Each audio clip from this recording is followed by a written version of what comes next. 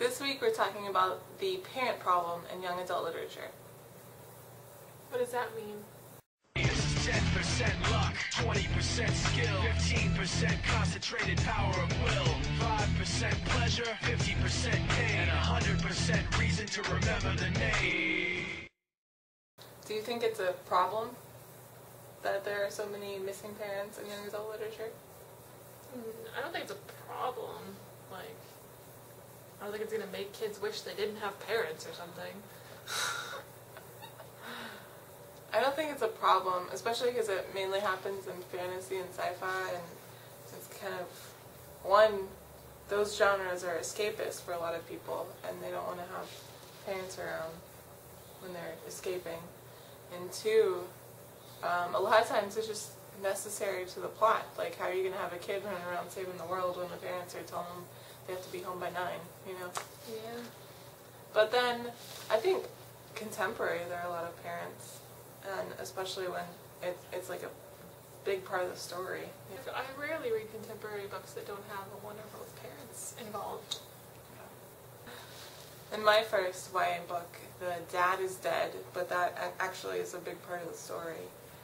And the mother is there, and she has a strong relationship with her, if not a good relationship with her, but she gets kidnapped in the first, 20 pages, and, I mean, the mother does. And that's kind of the whole point of the book, is she's trying to get her mother back. So they're not there, but they're not missing either. Well, you see all those movies with, the children that go missing and the parents that go beyond the law. Why can't it be the other way around? That's what my first book was. That didn't sell. The one I'm writing now, both parents are alive, and wow, I just realized the mother gets imprisoned. So you have the thing against mothers, yeah. apparently. I didn't do it on purpose. The dad is alive and not well. He's crippled. They're all spies, and so he was in a horrific accident that left him disfigured and crippled. And he helps her at the beginning of the story, but then he also gets taken in.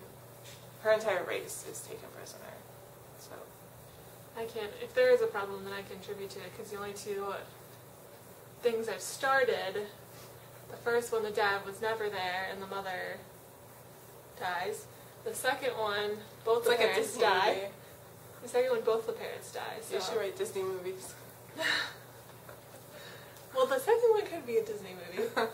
It's the ghost one. It could be like a Disney Channel movie. But we really think there's not a parent problem. And I've never met a teenager that read a young adult book which parents were not present and said, I don't want parents anymore.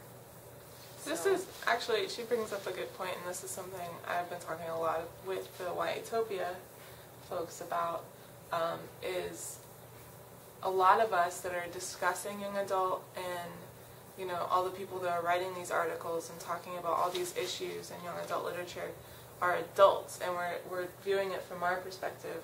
We're saying, oh, there should be parents in the story, when the actual teens aren't even really noticing. Yeah, they don't pick it apart like that. They just enjoy the story. So sometimes I think maybe we get too caught up in what we want to see rather than what the teens want to see. People be tripping, So in summary, chill out. Calm down. If your teenage child reads a book and says, I don't want a parent anymore, then you can be concerned. But otherwise, we'll have this conversation again. We'll talk about it then. And now for some Kayelee singing and dancing to Wizard Rock. Oh, you're not gonna put it on.